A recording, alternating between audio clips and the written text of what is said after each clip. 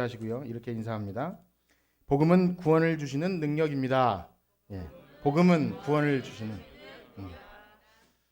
예, 어떤 의미를 아셨는지 모르셨는지 모르겠지만 이 인사에 관해서 들으실 텐데 제가 최근에 개인적으로 경험한 몇 가지 일들을 통해서 저와 여러분들이 이 교회의 성도로 살아가면서 우리가 꼭 들어야 할 가장 시급한 말씀이 무엇인지에 대해서 다시 한번 생각해보는 이 기회가 있었습니다. 예수님의 죽으심과 이 부활에 관해서 고민을 가진 성도님들을 만나고 또 전도를 할 기회가 있어서 복음에 관해서 이야기하면서 또 오랫동안 믿었지만 내가 과연 진리 안에 올바로 서 있는지에 대해서 흔들림을 경험하는 것들에 관한 얘기를 듣게 되었습니다. 그런데 또 주변에 갑작스런 어떤 잘 알지는 못하지만 어떤 사람들의 이 죽음의 소식을 듣게 되는데 이 앞에 골목을 지나다니는 어떤 할머니가 한 분 계세요. 그래서 우리가 와플 전도할 때 항상 그 빵을 드리면 드시지 않고 거의 한 허리는 90도 정도 굽으신 그런 리어카를 끌고 다니신 할머니인데 집에 아픈 아들이 있어서 이것도 갖다 줘야 된다 이렇게 싸가지고 가시는 그런 할머니가 계셔요. 그런데 우리가 그동안 거리에서 와플을 못 하다가 시작을 하면서 그 할머니가 안 보이셨는데 별 신경 안 썼는데 다른 할머니께서 그 할머니 죽었어 그렇게 얘기를 하는 거예요. 그때 그런 생각이 들더라고요. 와플만 주지 말고 복음을 들려줬어야 되는데 그런 생각이 강하게 들었습니다. 또 한 어떤 친척에게 복음을 전할 기회가 있었는데요. 여러 가지 얘기를 하면서 우리가 다 죽게 되지 않겠습니까? 죽음에 대해서 생각해 보셨냐고 할 때 글쎄 나는 전혀 그것과 상관없는 사람 같다 이런 얘기를 듣게 되죠. 한편으로 생각해 보면 사실상 우리도 그렇게 살고 있는 것은 아닌가 생각해 봅니다. 우리가 진짜 우리 신자들이 당장 내일 죽음이 올 것이라는 것을 생각한다면 그렇게 어떻게 원한 관계를 풀지 않을 수 있을까? 또 화목하지 않을 수 있을까? 나의 욕심을 여전히 내려놓지 않을 수 있을까? 이런 생각도 해보죠. 자, 그러한 일이 있을 때마다 가장 피부에 와닿는 중요한 문제는 바로 우리가 복음을 제대로 알고 있는가 였습니다. 그래서 우리가 오늘 당장 죽음을 맞이했을 때 여러분들께서 오늘 당장 그런 뭐 재수 없는 소리라고 여기지 마시고 우리가 오늘 밤 당장 죽었을 때 우리 사망 권세를 이기시고 부활하신 예수님처럼 그렇게 영원에 대한 소망이 우리를 살게 하는지 그리고 그 가장 기쁜 복음이라고 하는 소식이 여러분 오늘 가슴을 뛰게 하는지 한번 생각해 보셨을 때 어떠하십니까? 그 복음이 여러분들의 가슴을 뛰게 하십니까? 예. 누가 거기에 대해서 그렇게 대답할 수 있겠습니까? 그러나 한편으로는 또 나는 복음을 알고 나는 죽어서 천국 갈 걸 믿어요 라고 하는 사람도 사실 우리가 살고 있는 오늘 주어진 삶에서 이 구원의 통로인 교회와 우리의 삶의 현장에서 과연 복음적인 삶을 살고 있는가 라고 물었을 때 또 그것도 의문을 가질 수밖에 없게 됩니다. 그러나 바울은요 예수님의 이 부활과 복음에 관해서 이야기할 때 이러한 말씀을 해주고 있는데요. 우리 제가 한번 읽어드릴게요. 고린도전서 15장 1절과 2절인데요. 화면을 보이면서 제가 한번 읽어드리겠습니다. 형제들아 내가 너희에게 전한 복음을 너희에게 알게 하노니 이는 너희가 받은 것이요 또 그 가운데 선 것이라. 너희가 만일 내가 전한 그 말을 굳게 지키고 헛되이 믿지 아니하였으면 그로 말미암아 구원을 받으리라. 아멘. 그렇습니다. 우리가 들은 복음, 여러분들이 알고 있는 그 복음, 그걸 들었다면 여기 이 말씀의 1절에 보면 그 가운데 서게 됩니다. 그 가운데 선다는 건 뭐죠? 우리가 뭐 어떤 바닥이 있어서 그 위에 선다는 의미가 아니지 않습니까? 복음이 우리가 죽어서 천국을 보장해주는 먼 훗날의 이야기뿐만이 아니라 지금 여기 우리가 살고 있는 이 교회 안에서 여러분 가정 안에서 이미 복음으로 살고 있느냐를 물어보시는 겁니다. 그렇기 때문에 진정으로 복음을 우리가 들었다면 그 말을 굳게 지키고 헛되이 믿지 않을 때 그야말로 구원을 받게 되는 것입니다. 여러분 과연 그 말씀을 굳게 지키고 바르게 믿고 계십니까? 그렇다면 여러분 구원을 받으신 겁니다. 이것을 확신하시는 거죠. 그리고 이 복음에 대해서 우리가 오해하고 있는 대표적인 것들 두 가지가 있습니다. 그것은 뭐냐면 첫째로 우리가 교회에서 전하는 이 복음 이야기를 그냥 교회 처음 나올 때만 세례 받기 위해서 처음 영접할 때 한번 들으면 되는 것쯤으로 여기거나 혹은 나는 잘 모르지만 죽어서 좋은 곳 간다고 하니 그냥 천국행 티켓 얻은 것쯤으로 생각한다면 또 이것을 크게 오해하는 것입니다. 왜냐하면 우리가 읽는 이 성경 신구약 66권 안에는요, 하나님의 구원과 그 하나님 나라와 그 복음들, 그 구원의 풍성함이 가득 담겨 있는데 그 삼위 하나님의 영광스러움을 알지 못한다면 우리는 그냥 이방 종교에서 죽어서 극락하는 것과 별반 차이가 없는 거죠. 우리는 그것을 다 알기를 원해야 되고요. 풍성히 누리시기를 사모해야 합니다. 물론 다 알 수는 없겠죠. 그러나 알아가기를 원하는 소망함이 우리 안에 있는지 점검하셔야 됩니다. 그 성경 안에서 나오는 하나님 이야기, 예수님 이야기가 우리를 살게 하는지, 그것 때문에 내가 오늘도 숨을 쉬는지를 자꾸만 점검하셔야 됩니다. 그 하나님 보내신 자 예수 그리스도를 아는 것이 영생이라 하셨는데 우리가 그 하나님을 알고 있는지. 두 번째는요, 교회에서 전하는 복음이 이 땅에 살면서 우리가 원하는 어떤 것이 이루어지고 마음이 평안해지고 그리고 기도하면 다 잘 될 거야 하는 어떤 긍정의 힘 같은 번영의 복음이라면 그것도 역시 복음을 완전히 오해한 것입니다. 그런 것을 다른 복음이라 하죠. 우리로 하여금 참된 복음을 알아가는 것을 방해하는 그러한 것입니다.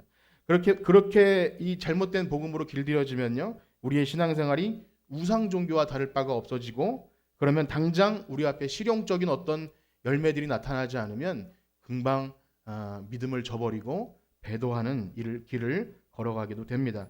그러므로 저는 이 당장 시급한 일, 시간이 얼마나 걸릴지 모르고 또 때로는 여러분들 가운데 난 다 안다고 생각하여서 혹시 우리를 복음도 모르는 그러한 초신자로 아십니까? 라고 생각하는 분이 있다 할지 몰라도 저는 우리를 구원하시기 위해서 아들을 보내신 그 하나님의 구원 계획과 그리고 우리 죄를 대신 지신 속죄 제물이 되어주신 우리 주 예수 그리스도, 그리고 지금도 우리 안에 살아계셔서 우리를 예수님을 믿게 하시는 성령님에 관해서 저는 계속해서 여러분과 함께 나누고자 합니다. 여러분들이 이 말씀을 들으시면서 내 안에 이 복음에 관한 지식과 확신이 있는지, 그리고 우리가 그리스도의 십자가로 거듭난 진짜 신자인지를 말씀을 통해 확인하시고 확증하시고 그 복음의 능력으로 살아가시는 여러분들 되시기를 주님의 이름으로 축복합니다. 그래서 오늘은 그 첫 번째 시간으로 모든 사람이 맞이하게 될 두 가지 결론, 즉 사망이냐 영생이냐, 그것에 관해서 말씀드리고자 합니다. 우리 로마서 6장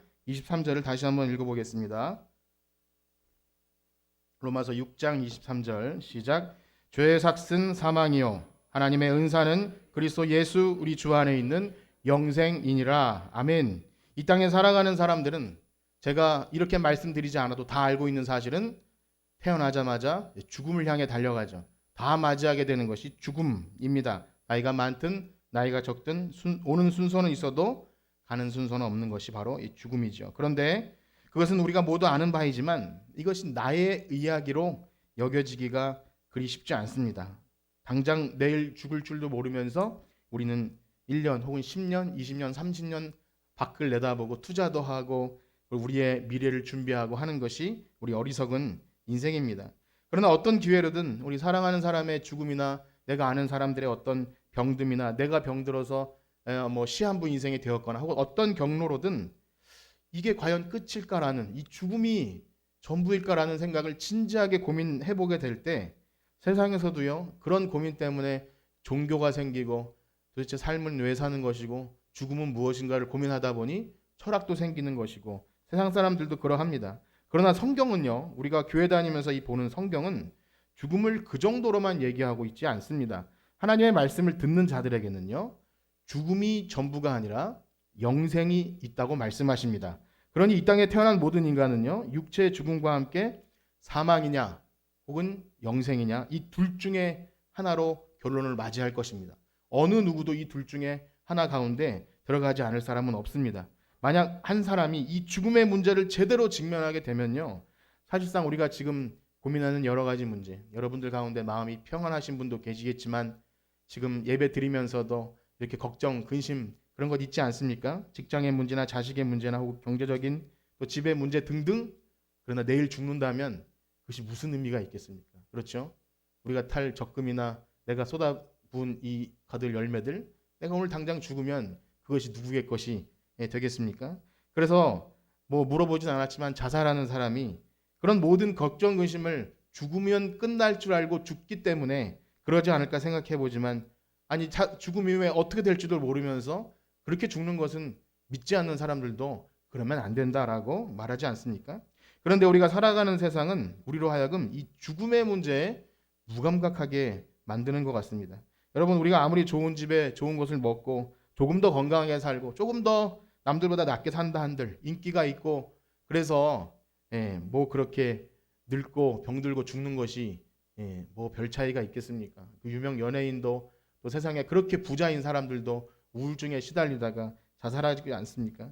세상은 계속해서 근데 이 땅이 전부인 것처럼 지금 우리가 누리는 이 현실에 만족하라 그러고, 여기에서 네가 하고 싶은 대로 삶을 누리고 그렇게 달콤하게 그렇게 우리의 맞이할 죽음을 의식하지 못하게 합니다. 그러나 이것은 현실을 기만하는 것이죠.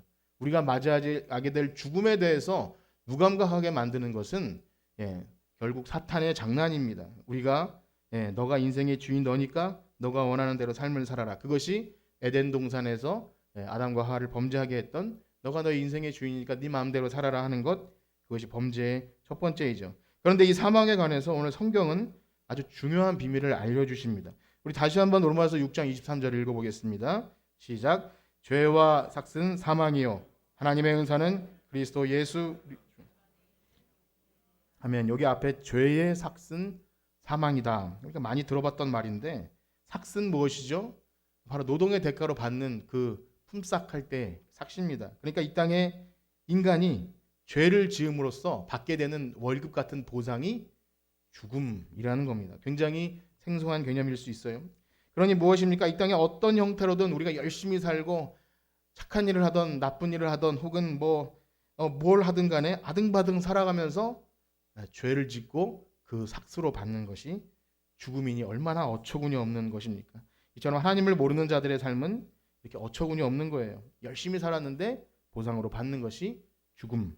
그런데 우리가 죄의 삭스로 주어지는 이 사망에 관해서 우린 단지 육체의 죽음만 생각할 수 있습니다. 그러나 성경이 말하는 죽음은 단순하지가 않습니다. 성경이 말하는 죽음엔 세 가지가 있는데요. 먼저는 영적인 죽음이 있고, 두 번째는요 육적인 죽음이 있고, 세 번째는 영원한 죽음이 있습니다. 먼저 우리 에베소서 2장 1절 말씀 한번 읽어보겠습니다. 에베소서 2장 1절입니다. 시작. 그는 허물과 죄로 죽었던 너희를 살리셨도다. 아멘. 여기에 죽었던이라고 이미 하나님을 알지 못하는 사람들의 상태를, 하나님을 떠난 모든 인간의 상태를 죽었다라고 말합니다. 육신은 살아있을지 몰라도 하나님이 만들어주시는 그 영광스러운 원래의 상태를 잃어버린 모든 사람들은 죽었고 또 영원한 죽음을 향해 달려가고 있습니다. 그래서 이미 사망 선고가 내려진 상태인 거죠. 이것이 하나님을 모르는 인간이 처한 현실입니다. 살아있는 것 같지만 이미 하나님을 떠나서 죽어있는 상태. 이것을 아는 것이 너무 중요합니다. 두 번째는요, 육적인 죽음인데요. 이것은 일반적으로 우리의 세상에서 의학적으로 이제 숨이 끊어지고 심장이 뛰지 않으면 사망 선고가 내려지는 그것과 거의 흡사하지만, 성경은 뭐라고 말하면 영혼과 몸이 분리된다. 이것을 육적인 죽음이라고 이야기합니다. 세 번째가 가장 중요한 것인데요, 영원한 죽음이 있습니다. 그것은 바로 성경에서는요 둘째 사망이라고 이야기합니다. 우리 요한계시록 21장 8절 말씀을 한번 읽어보겠습니다. 요한계시록 21장 8절. 우리 다 같이 한번 읽어보실까요? 시작. 그러나 두려워하는 자들과 믿지 않은 자들과 흉악한 자들과 살인자들과 음행하는 자들과 점술가들과 우상숭배자들과 거짓말하는 모든 자들은 불과 유황으로 타는 못에 던져지리니 이것이 둘째 사망이라. 아멘. 이 사망은요, 예수님을 믿지 않고 하나님의 뜻을 거스르는 모든 인간이 처하게 될 영원한 최후 사망을 이야기합니다. 그래서 우리가 읽은 로마서 6장 23절에 죄의 삭스로 받게 될 사망은 이 세 가지 사망을 다 포함하고 있습니다. 우리는 이것을 잘 기억해야 됩니다. 단지 우리가 육신이 죽어서 천국 가는 것에만 생각하시면 안 되고, 하나님을 모르는 상태에서 이미 죽었다는 것, 그리고 육신은 죽을지 몰라도 영원한 죽음이 기다리고 있다는 것을 우리는 잘 기억해야 합니다. 그러면 우리에게 사망을 가져온 이 죄의 정체는 무엇입니까? 앞으로 계속해서 얘기하겠지만 간략하게 살펴보면요, 우리는 이 죄의 문제에 대해서도 성경이 말하는 죄는 무엇인가를 잘 알아야 됩니다. 왜냐하면요, 성경이 말하는 죄는요, 그냥 우리 인간 세상의 사람끼리 어떤 법률이나 어떤 규칙을 또 그런 걸 안 지켜서 혹은 다른 사람에게 피해를 끼쳐서 하는 그런 드러나 보이는 죄만을 이야기하는 것이 아닙니다. 그렇습니다. 성경이 말하는 근본적인 죄는 바로 하나님께 대한 불순종입니다. 우린 이것을 믿으셔야 됩니다. 그런 것은 열매로 드러난 것뿐이고 가장 교회에서 말하는 근본적인 죄는 하나님께 대한 불순종, 하나님을 알지 못하는 것. 이것이 왜 죄인지는 우리 계속해서 말씀드릴 텐데, 하나님을 알지 못하고 행하는 모든 행위와 생각들, 노력들, 그 모든 것이 죄라고 얘기하고 결국 그런 것들이 우리에게 사망을 가져오게 하는 원인이 된다는 것입니다. 그것을 모르기 때문에 우리가 전도하다가 누군가에게 우리가 다 죄인이잖아요, 그렇게 얘기하면 처음에는 그렇죠, 우리가 다 죄인이죠, 그렇게 하다가 우리가 예수님이 죽으셔야만 할 정도로 끔찍한 죄인 아닙니까? 라고 말하면 전 그 정도는 아닌데요 라고 말할 수밖에 없죠.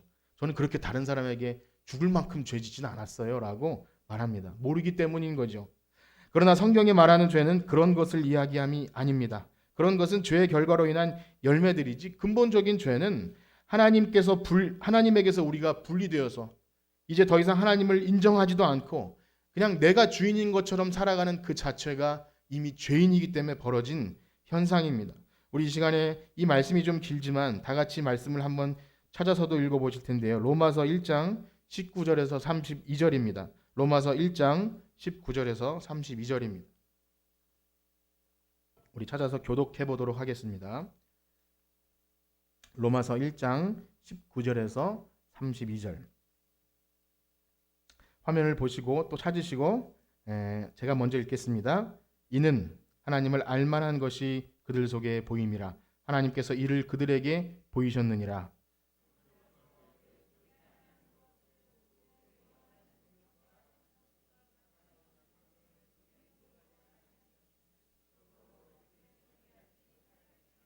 하나님을 알되 하나님을 영화롭게도 아니하며 감사하지도 아니하고 오히려 그 생각이 허망하여지며 미련한 마음이 어두워졌나니 썩어지지 아니하는 하나님의 영광을 썩어질 사람의 새와 짐승과 기어다니는 동물 모양의 우상으로 바꾸었느니라.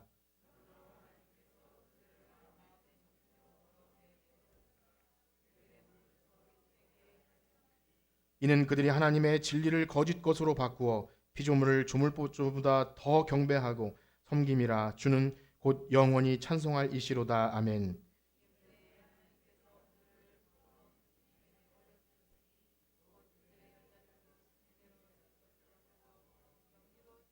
그와 같이 남자들도 순리대로 여자 쓰기를 버리고 서로 향하여 음욕이 부릴 듯하며 남자가 남자와 더불어 부끄러운 일을 행하여 그들의 그릇됨에 상당한 보응을 그들 자신이 받았느니라.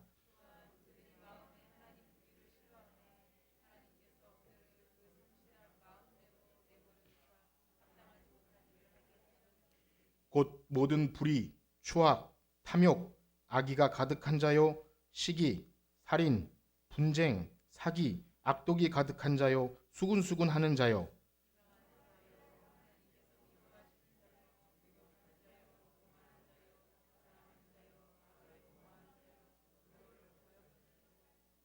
우매한 자요, 배악하는 자요, 무정한 자요, 무자비한 자라.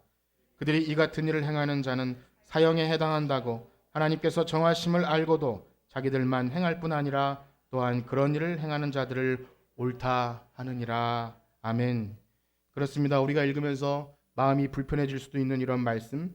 그러나 어떤 사람도 어떤 착한 일을 한 사람도 이 죄의 영향력을 스스로 피할 자는 없습니다. 그런데 참으로 신기한 사실은 하나님을 인정하지도 않고 죄의 삭스로 오는 것이 사망이라는 것을 인정하지 않아도 인간은 기본적으로 영적인 존재이기 때문에 죽음에 대한 문제를 어떻게든 해결하려고 애쓰고 죄와 사망을 어떻게든 그 두려움에서 피해보려고 합니다.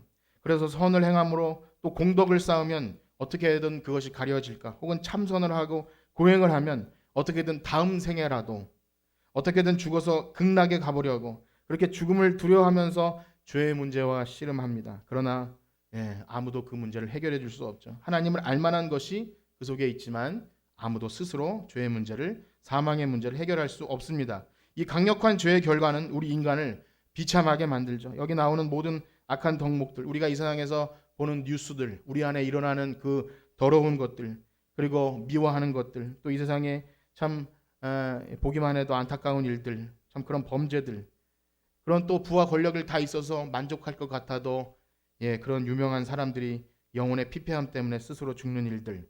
그러나 사랑하는 여러분, 지금까지 죽음에 관한 내용이 성경이 말하는 전부가 아닙니다. 우리에게는 더 중요한 이야기가 남아 있습니다. 그것은 바로 믿는 자에게는 영생이 있다고 하는 사실입니다. 여러분 그것을 믿으시나요? 우리 다시 한번 6장 23절 로마서 6장 23절을 읽어보겠습니다.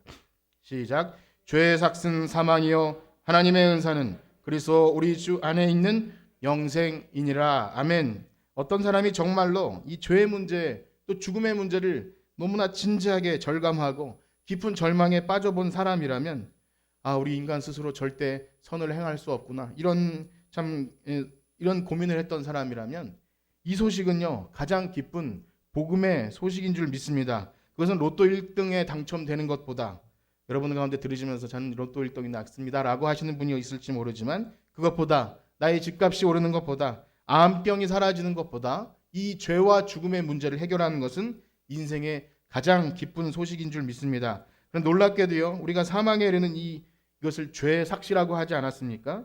우리가 죄를 지음으로 죽음에 이르는데, 그런데 영생을 얻는 것은요 하나님의 은사, 즉 선물이라고 얘기합니다. 그래서 우리가 죄를 없이 하기 위해서 노력하거나 선을 행하거나 인간의 어떠한 수고가 없어도 하나님의 은사와 선물로 영생이 주어진다는 것입니다. 그래서 바울은 죄의 삭슨 사막이고 의의 삭슨 영생이라고 말하지 않아요. 죄의 삭슨 사막이지만 영생은 무엇입니까? 하나님의 선물이에요. 이것이 복음인 것입니다. 우리가 선을 행할 능력도 없고요, 죄를 스스로 행할 능력은 아무도 없습니다. 결코 우리에게서는 천국 갈 만한 것이 없어요. 그래서 선물을 주셔야만 합니다. 자, 그런데 여러분 들으시면서 혹시 이 영생에 관해서, 세상에서 뭐 영생교도 있고 그런 영생에 관해서 얘기할 때 어떤 생각을 하시는지 모르겠습니다만, 영생이 그렇게 좋은 것인가 라고 생각할 수도 있습니다. 나는 그냥 굵고 짧게 살다가 가고 싶어 라는 사람에게 영생은 별 의미 없을 수 있습니다. 그렇습니다. 그러나 성경이 말하는 영생은 단순하게 삶이 계속 이어지는 것을 말하고 있지 않죠. 죄악된 사람들도요, 뭐 불로초를 구해서 영생 불사를 꿈꿔보는, 또 의학이 발달하면 계속 살 수 있다는 얘기를 하지만, 여러분 젊은 제가 이런 말씀 드려 죄송하지만 길게 오래 사는 게 정말 이 땅에서 복일까요? 그것은 우리가 진지하게 고민할 문제이죠. 그냥 쭉 계속 산다는 것.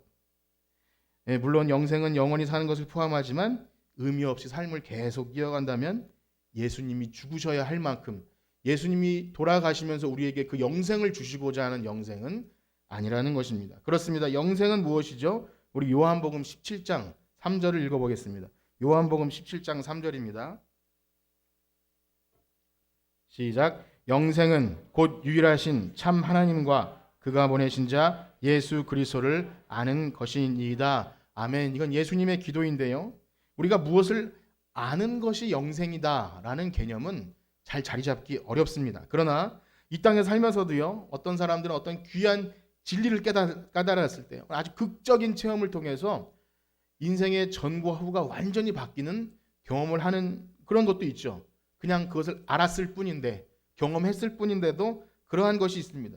그래서 여기서 안다는 것은 우리가 어떤 것을 그저 지식적으로 아는 것, 혹은 내가 누구를 그냥 알아, 내가 어떤 그 예수님이란 분을 알아, 이 정도 수준이 아니라는 거죠. 즉 예수님께서 말씀하시는 영생은요, 이 하나님을 아는 것은 예수님이 계속 요한복음에서 반복하셨듯이 내가 아버지 안에, 아버지가 내 안에 계신 것처럼 너희도 내 안에, 내가 너희 안에, 그 삼위 하나님의 창세 전에 가지셨던 그 영광스러움, 그것을 우리가 알기를 원하는 겁니다. 그것을 알아야 구원받아야지, 영생을 사모하게 되는 마음이 생겨요. 그냥 길게 생명을 이어가는 것, 혹은 그 뭐 맛있는 것 많은 어떤 천당, 그 개념이 아니라 우리가 잃어버렸던 하나님 나라에, 우리가 죄로 인해서 완전히 상실해버린 하나님 나라의 그 영광스러움, 타락 이전에 하나님과 너무나 행복했던 그것을 우리가 생각하게 된다는 것입니다. 우리의 생각으로 주어지는 것이 아니라 성령님께서 우리에게 알려주십니다. 그래서 이 영생에 관해서 우리 요한복음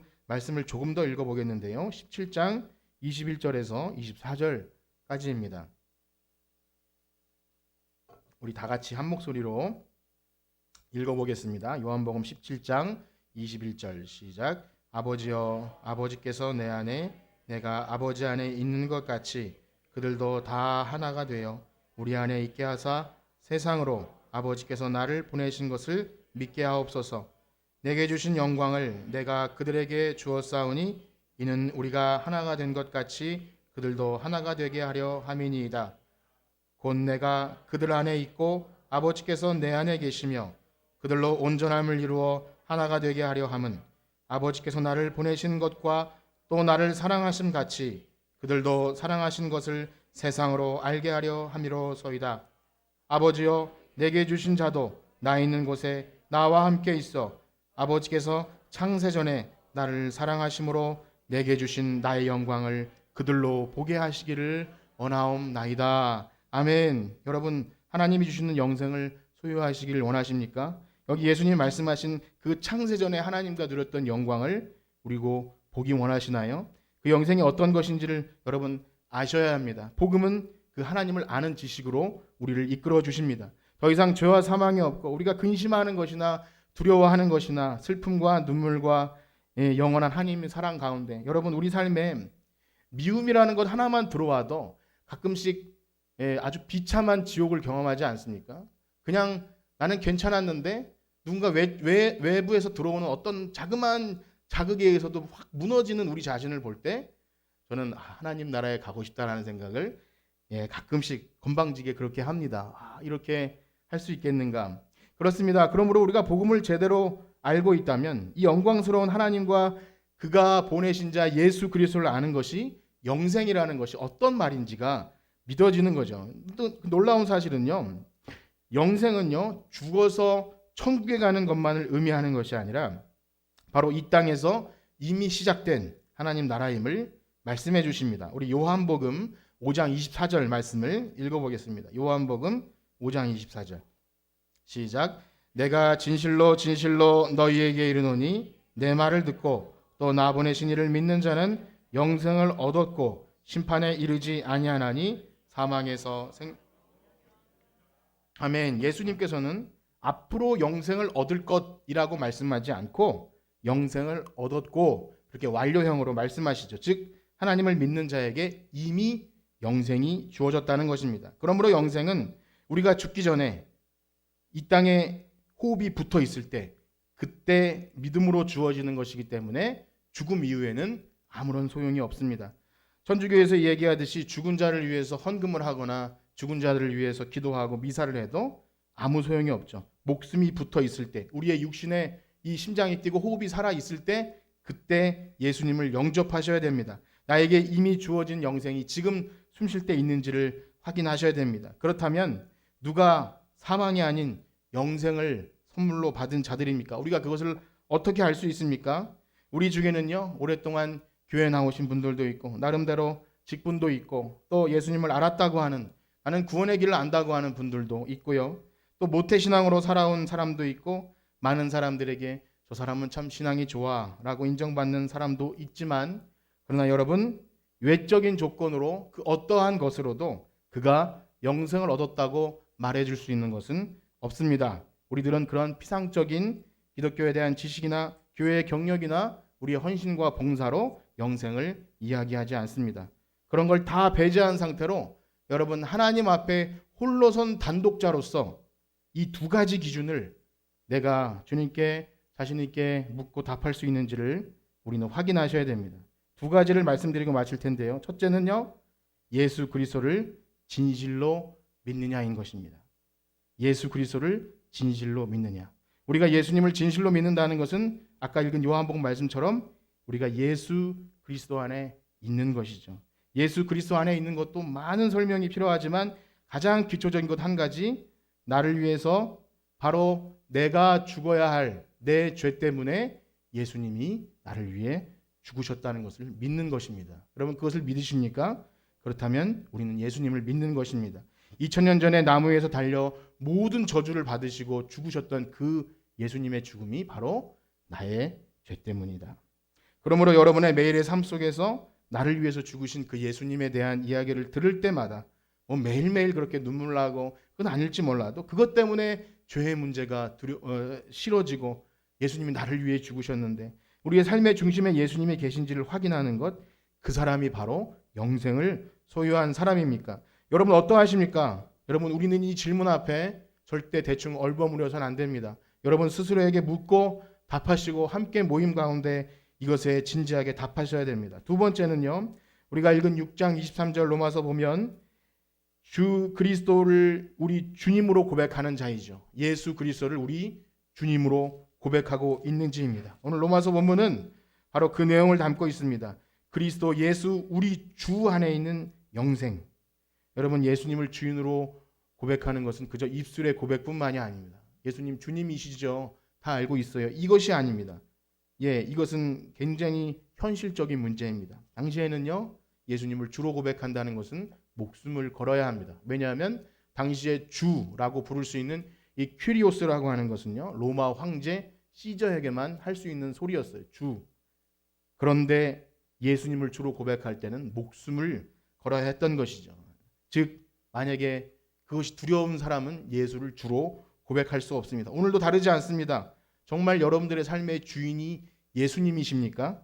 그렇다면 우리의 삶의 주인이 예수님이라면 우리의 삶의 모든 선택과 결정과 우리의 예배와 또 모든 삶의 구석구석에 예수님이 주인이신지를 우리는 확인해야 됩니다. 왜냐하면 오늘날 많은 사람들은 자신이 주인이고 돈이 주인이고 명예가 주인이고 쾌락이 주인이 되어서 거기서 사실은 내가 주인인 것 같지만 종처럼 살아갑니다. 그리고 그러므로 우리가 예수 그리스도를 주로 모셨다는 것은요.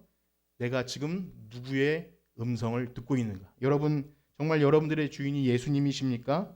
그렇다면 여러분들의 삶에서 현실적인 문제들, 나의 욕심과 내면의 상처 혹은 내 분노 그런 것을 따라가는지 주님의 말씀이 그렇다면 내가 내 욕심을 내려놓고 내 고집을 내려놓고 말씀에 따라가는지를 스스로 생각해 보셔야 됩니다. 사랑하는 여러분 어떠하십니까?